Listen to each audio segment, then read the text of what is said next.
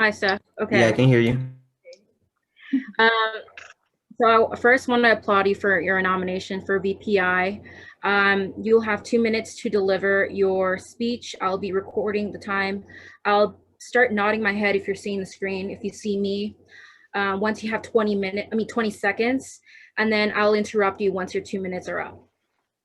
Just let me know once or just start talking once you're ready. Got it. So, hola familia, my name is Stephanie Organista, and I'm running for SHEP's Vice President Internal for 2021 and 2022 academic year. So, I wanted to quickly start off by stating the duty of a VPI as stated by the chapter bylaws, so we could get acquainted with it. So, the Vice President Internal will manage internal affairs of the chapter, which will include but are not limited to issues with student body and communication with other engineering organizations. So I kind of wanted to make this a little interactive. So based on the description, can anyone in the chat describe to me what would make a great VPI in your perspective?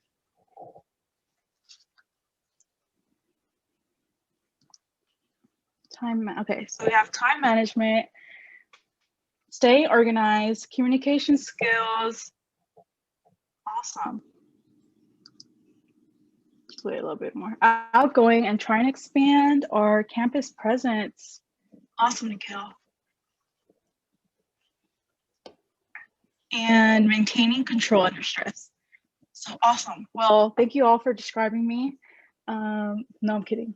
But, but those are definitely great examples of what it takes to be a great VPI. So to remark on that, having great leadership experience and passion for the position is what I believe sets me apart. I have previously served as vice president and parliamentarian for Phi Theta Kappa and Honor Society and the Student Government Association for my previous college, and have worked this semester along the SHEP academic committee. I'm super passionate about elevating and inspiring Hispanics in STEM. And as a first generation Hispanic born to immigrants and soon to be the first engineer in my family, I know I can relate to many of you, and I hope to be the voice of you all if elected. So I have been extremely involved in SHEP since joining, and all of you have inspired me to be here today. Sure, to conclude, what's that? Okay. I hope to be the organized time management and the best vice president internal for my SHEP familia for the next academic year. Thank you all. Gracias. Okay, so yeah, that was time. So now I have opened the floor for Sydney or Andres to ask your questions for alumni. I'll take it. I'll take the mic, Andres. So Stephanie, great job. Really cool idea of making it interactive. So kudos to that. So my question to you is, as in VPI internal, if you were to get elected, what is the one thing that you want to focus on? And what is one thing that you would, that you think, actually, no, let's just leave it at that. What is the one thing that you would focus on first? So I think I would definitely try to focus on developing relations in the chapter and with other chapters. So definitely getting more people involved, also organizing more events with others, with other engineering organizations. So I am also a member of SWE and of Cougar CS and a little other organizations. And I think it would be cool to kind of enforce and bring more, well, I think it works as a great way to kind of get people to know more about SHEP and all of its great opportunities. So I'm definitely up for that. I love to socialize and meet new people, and that's how I kind of got into SHEP. Someone told me about it. I am a transfer student, and someone told me if you're going to be in a club, it has to be SHEP. So I'm here, and that's what I want people to kind of ease into SHEP by having people letting them know that it's worth it and it's a great organization. Okay, thank you. Awesome. Stephanie, so great. I'm hearing all this, like, if you're going to be in a club, you have to be in SHEP for multiple people. I'm like, awesome. You guys are rocking it if that's what people are saying.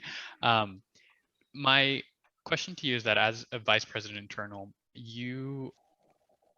have to set clear expectations for what success looks like for the chapter, especially in the NRP. I don't know if the NRP is still something that is required by national, but you have to be able to set those expectations for success and then make sure that your chapter is tracking that direction alongside with your president, of course. What does success for SHEP UH look like in the next year?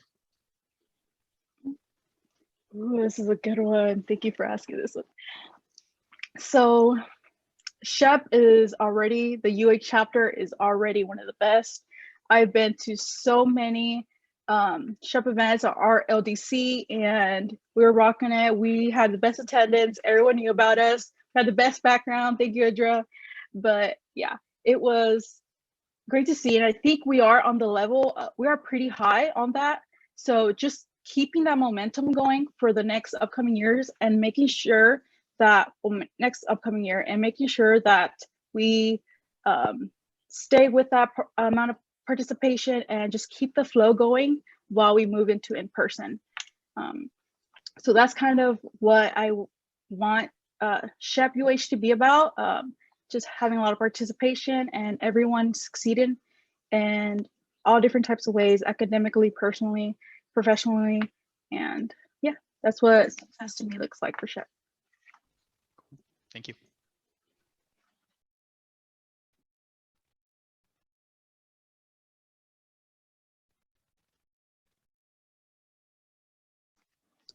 Okay, I was not muted or unmute, whatever. So now my question.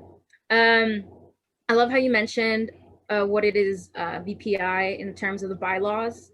So, you know, as VPI, you're in charge of the internal affairs between SHEP UH and the University of Houston. How will you commence a smooth and possible transition to in-person events next semester and secure all protocols and guidelines are followed in a timely manner to ensure that SHEP UH is in a good standing with the university? Yeah, for sure. So that's definitely a great question. Houston's a big city and we're still in the severe threat level for COVID. And as more people get vaccinated, hopefully that would go lower, but being in person for next, this upcoming fall semester, we would definitely still have to follow protocols and even go further than that. We obviously have to stay with the reach of U of H and the state of Texas.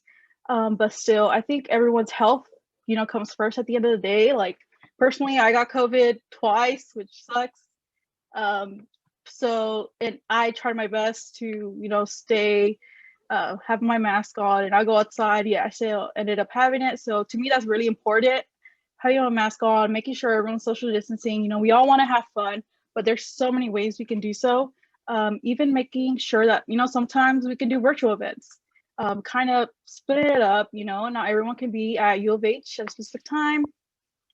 And maybe even making live events in conjunction with virtual events. So maybe having a live recording of an event while it's going on and having people here interacting while people are their lives, just to kind of minimize the amount of interactions. But I'm definitely all for it. You know, people's health comes first, and that's what I think is most important. And, you know, keeping it fun as well.